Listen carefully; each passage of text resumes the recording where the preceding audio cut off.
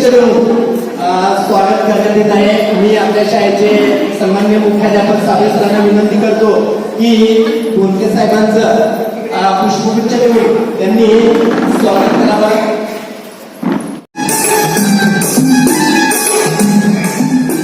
त्याचबरोबर आपल्या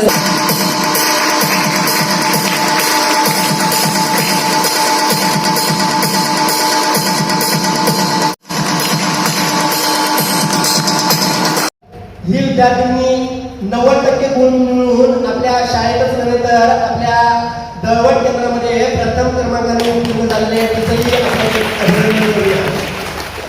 त्याचबरोबर एकूण 56 विद्यार्थी होते. या 56 विद्यार्थ्यांपैकी इयत्ता 10वीचे जवळपास 44 विद्यार्थी हे डिस्टिंक्शन म्हणजे विशेष गुणवत्ता श्रेणीमध्ये 75% जास्त मार्क्स मिळवून उत्तीर्ण झालेले आहेत. अतिशय उत्कृष्ट असे यश मिळालेले आहे. 10वीच्या विद्यार्थ्यांना त्या सर्व उत्तीर्ण विद्यार्थ्यांचं प्रत्येक आपण ताऱ्यावाजून अभिनंदन करायचं आहे. हे झालं 10वी-12वीच्या निकालाच्या बाबतीत. त्याचबरोबर गतवर्षी आपल्या शालेय क्रीडा स्पर्धा आदिवासी विकास विभागाच्या क्रीडा स्पर्धा झाल्या. आपले जे कबड्डीचे संघ होते ते शालेय क्रीडा स्पर्धांना जिल्हा स्तर पर्यंत पोहोचलेलं होतं. त्याचबरोबर आपले आदिवासी विकास विभागाच्या ज्या स्पर्धा झाल्या होत्या त्या स्पर्धेमध्ये आपल्या शाळेचे काही विद्यार्थी हे वैयक्तिक खेळ प्रकारांमध्ये आणि सांघिक खेळ प्रकारांमध्ये राज्यस्तरापर्यंत पोहोचलेले होते. आपल्या ज्या टीम होत्या शाळेच्या त्या जिल्हास्तर आणि विभाग स्तरपर्यंत खेळलेल्या होत्या. खेळामध्ये सुद्धा अतिशय उत्कृष्ट अशा प्रकारची आपली कामगिरी गतवर्षी झालेली आहे. शाळेच्या निकालामध्ये अतिशय चांगली कामगिरी झालेली आहे. त्याचबरोबर आदर्श आश्रम शाळेला सुद्धा इयत्ता 6वीची 1-2 विद्यार्थ्यांचं मागच्या वर्षी सिलेक्शन झालेलं होतं. त्याचबरोबर पुढारी टॅलेंट सर्च नावाची एक परीक्षा झाली. त्या परीक्षेमध्ये इयत्ता 6वीची विद्यार्थ्यांनी जिल्ह्यामध्ये प्रथम आलेले. तिचा सुद्धा यथोचित असं सत्कार समारंभ राष्ट्रपतींच्या हस्ते दिल्ली या ठिकाणी होणार आहे. या काही उल्लेखनीय गोष्टी आहेत ज्या की आपल्या शाळेसाठी अभिमानास्पद आहे. त्याचबरोबर शाळेच्या स्कॉलरशिप परीक्षा असतील, चित्रकला परीक्षा असतील किंवा इतरही परीक्षा असतील, या परीक्षांमध्ये विद्यार्थ्यांनी अतिशय उत्कृष्ट असा सहभाग घेतला. त्यामध्ये देखील यश मिळवलेलं आहे. या सगळ्या गोष्टी आपल्यासाठी फार अभिमानास्पद आहे. हा जो मागच्या वर्षीचा आपला वाढता विकासाचा आलेख आहे तो आलेख या वर्षी देखील आपण असाच पुढे चालत ठेवू. हीच खरं तर आजच्या पहिल्या दिवशी आपण सगळ्या विद्यार्थ्यांनी एक मनाशी भूमिका बांधायची आणि त्या पद्धतीने वाटचाल करायची आहे. त्यासाठीच आपण आजचा पहिला दिवस हा शाळेचा प्रवेशोत्सव म्हणून साजरा करत आहोत. हे सगळे करत असताना गेल्या 2-3 वर्षामध्ये आपली जी शाळेची पटसंख्या आहे, शाळेची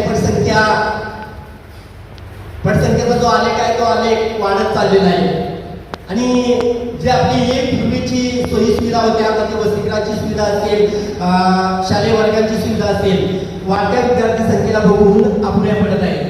आणि त्याच्यामुळे बऱ्याचशा गोष्टींवरती शिक्षकांना काही उपक्रम असतील, कार्यक्रम असतील किंवा इतर गोष्टी असतील, बऱ्याच मर्यादा येतात. ती जागेचा अभाव असेल, विद्यार्थी पटसंख्येचा असेल, पण तरी जे शिक्षक आहेत ते शिक्षक मी या ठिकाणी अभिमानाने सांगेन की जिल्हा परिषदच्या शाळेमध्ये 85-90 विद्यार्थ्यांसाठी 4-4 शिक्षक असतात. तिथं आपल्या 85 विद्यार्थ्यांसाठी वर्गामधला एकच शिक्षक हे सगळ्या गोष्टींसाठी कष्ट घेतो आणि त्याची कसरत करून सर्व विद्यार्थ्यांना ज्ञानदान असेल, परीक्षा असेल, शालेय उपक्रम असेल, हे सगळं पार पाडण्याचं काम करत असतो.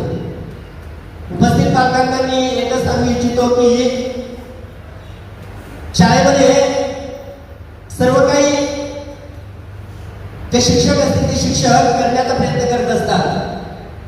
पण जर विद्यार्थी संख्या वर्गाइतकी मर्यादित असेल तर ह्या सगळ्या गोष्टी अजूनही चांगल्या प्रकारे तो राबवू शकतो. आपली शाळेची पटसंख्या ही जी क्षमता आहे त्या क्षमते पलीकडे गेलेली आहे. जवळपास 25% क्षमता जास्त झाली आहे. म्हणजे सरासरी वर्गामध्ये 50% विद्यार्थी राहायला पाहिजे. ते जर 85 पर्यंत पोहोचलेले आहे तर वर्गामध्ये बेंचचा अभाव आहे, जागेचा अभाव आहे, वसतिगृहामध्ये विद्यार्थ्यांच्या सोयीचा अभाव आहे. या सगळ्या गोष्टी वाढत चालल्या आहेत आणि या सगळ्या गोष्टी निश्चितपणे येत्या 2 ते 3 वर्षामध्ये पूर्ण होणार आहे. त्या दृष्टीने शाळेने पाठपुरावा केलेला आहे. आपल्या परिसरातील जे लोकप्रतिनिधी असतील त्यांनी पाठपुरावा करून शाळेसाठी आता मुलींसाठी नवीन वसतिगृहाचं यथोचित बांधकाम होत आहे. त्याचबरोबर अजूनही उच्च माध्यमिकसाठी शालेय इमारतीची आवश्यकता आहे ती सुद्धा आपल्या शाळेच्या मुख्याध्यापकांनी सन्माननीय प्रतिनिधी लवकरच मिळवून देतील. ती सुद्धा एक अडचण आपली मिळेल. पण हे सगळं करत असताना शाळेच्या काही अडचणी आहेत. त्या अडचणी सन्मान्य पालकांनी आणि सन्मान्य लोकप्रतिनिधींनी लक्षात घेऊन शाळेकडे लक्ष द्यावं अशी मी एक आशा व्यक्त करेन. त्याचबरोबर जे मागच्या वर्षी घडलं तेच इथून पुढेही चांगल्या प्रकारे चालत राहील. एवढा त्याच्यामध्ये अधिक प्रगती घडेल असंही एक मी उपस्थित सन्मान्य पालकांना आणि सन्मान्य प्रतिनिधींना सांगू इच्छितो की निश्चितपणे आपल्या शाळेची प्रगती ही मागच्या वर्षीपेक्षा जास्त जोमाने ह्या वर्षी चालू राहील. एवढंच आजच्या या प्रवेशोत्सव कार्यक्रमानिमित्त उपस्थितांना सांगू इच्छितो. यानंतर फोटो काढा ना.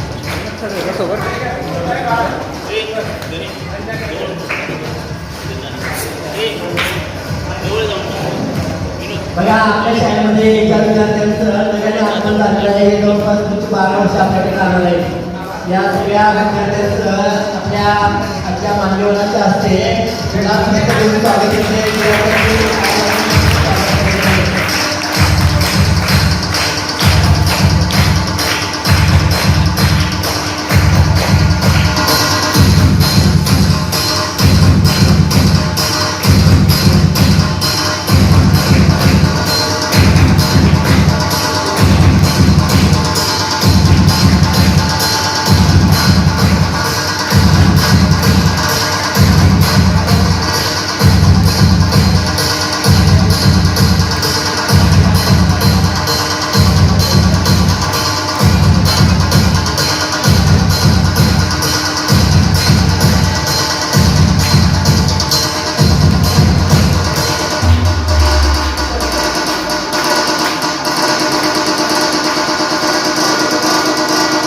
DJ Aziz S.A.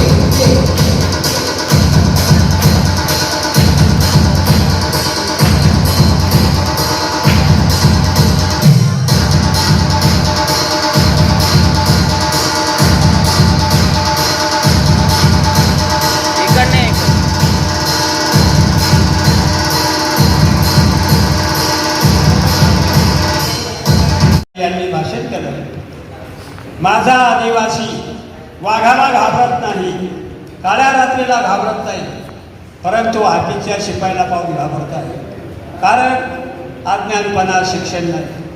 तर प्रकल्पाधिकारी साहेब मी अशी विनंती करेन की ह्या शासनामार्फत आदिवासी खेडोपाड्यामध्ये आदिवासी मुलं शिक्षण घेत आहे, आमचा अभिमान आहे. आणि त्यासाठी मी अशी एक विनंती करू इच्छितो की या शाळेला उपस्थिती जास्त आहे, त्यासाठी शासनाने आणि ऑफिसने प्रयत्न करावे ही माझी मागणी आहे. त्याचप्रमाणे या ठिकाणी 10वीचा निकाल आणि 12वीचा निकाल 100% लागला. मी सर्व कर्मचाऱ्यांचे अभिनंदन करत आहे. मित्रांनो, आपली शाळा ही प्रगतिशील शाळा आहे. कर्मचारी वेळोवेळी मुलांना मार्गदर्शन करत आहेत. त्या कारणाने आपली शाळा पुढे येत आहे आणि आपल्या शाळेवर प्रकल्पाधिकाऱ्याची नजर असू द्यावी आणि वर्ग वाढत चालले यासाठी प्रयत्न करावे हीच माझी अपेक्षा आहे. प्रगती करण्यासाठी शिकण्यासाठी पहिल्यापासूनच आपल्याला तयारी करायची आहे. पहिल्या दिवसापासूनच ज्यावेळेला शाळा आजपासून म्हणजे रविवार आणि सोमवार सुट्टी आहे, पण मंगळवारपासून नियमितपणे 100% विद्यार्थी शाळेमध्ये उपस्थित राहणं आणि पालकांनी देखील आपल्या विद्यार्थ्यांना शाळेमध्ये पाठवण्यासाठी शाळेमध्ये राहण्यासाठी प्रोत्साहित करावं. शाळेमध्ये आपल्या निकालाची गुणवत्ता चांगली आहे. शाळेमध्ये मिळणारे जे DBT वगैरे सुविधा किती चांगल्या पद्धतीची आहे, आपल्याला आवडते. आपले पालवी सरांनी आपल्याला सर्व स्पष्टपणे सांगितलेलेच आहे. आणि आपल्या ज्या अडचणी आहेत ते वेळोवेळी सोडवण्यासाठी आपले बाबू सर जेव्हा त्यांना सांगू तेव्हा आपल्याला ते नेहमीपणे मदत करत असतात. पालकवर्ग मदत करत असतात. त्या सर्वांचं आशीर्वाद यांचं मार्गदर्शन आम्हाला नियमितपणे आम्हाला वेळोवेळी मार्गदर्शन करण्यासाठी पाहुणताई सहकार्य यांनी शाळेमध्ये यावं आणि आम्हाला सांगावं. आम्ही त्यांच्या आदेशाची त्यांच्या सूचनेचं जाणीवपूर्वक पालन करेल आणि आपली शाळा कशी समृद्ध होईल, कशी चांगली होईल, भरभराटीत लागेल असा आपला नेहमी प्रयत्न राहील.